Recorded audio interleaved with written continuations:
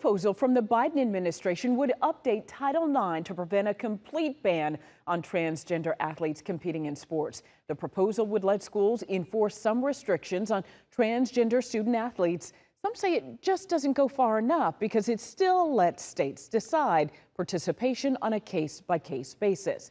Political reporter Doug Reardon outside Midtown Atlanta, outside an area there in Midtown after speaking to an athlete and finding out how bills targeting transgender people impacting folks in our community. Doug?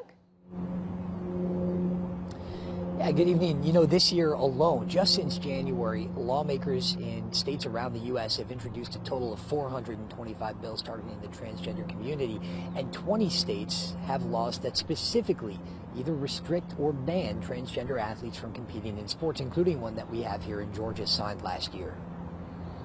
Banning transgender kids from participating in sports actually undermines the success of Title IX.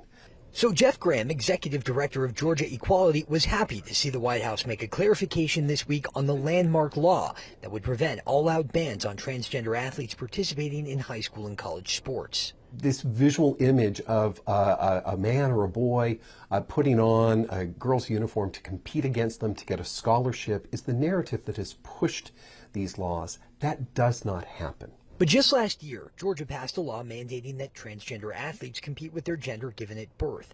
Graham says it's a solution to a problem that doesn't exist. We've not seen this broad taking over of transgender girls over cisgender girls when it comes to winning competitions, winning scholarships. And Graham says the small number of transgender athletes that are competing undergo treatments that quite literally even the playing field. With puberty blockers, with hormone therapy, they are girls. Even though Georgia passed another bill this year that would prevent that type of treatment for minors.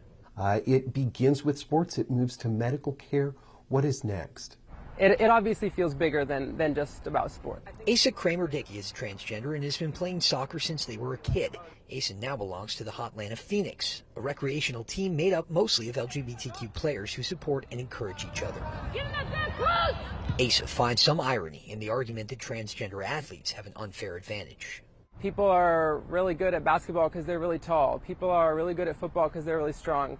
And like those kinds of advantages are all applauded. Which is why, to me, it feels like much more than sports. And again, just to be clear, this would only prevent all-out bans. Some restrictions, like the one we have here in Georgia, would still be left up to state lawmakers and even high school athletic associations.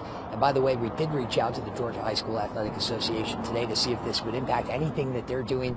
They had no comment on this. We're in Midtown tonight. Doug Reardon, Atlanta News First.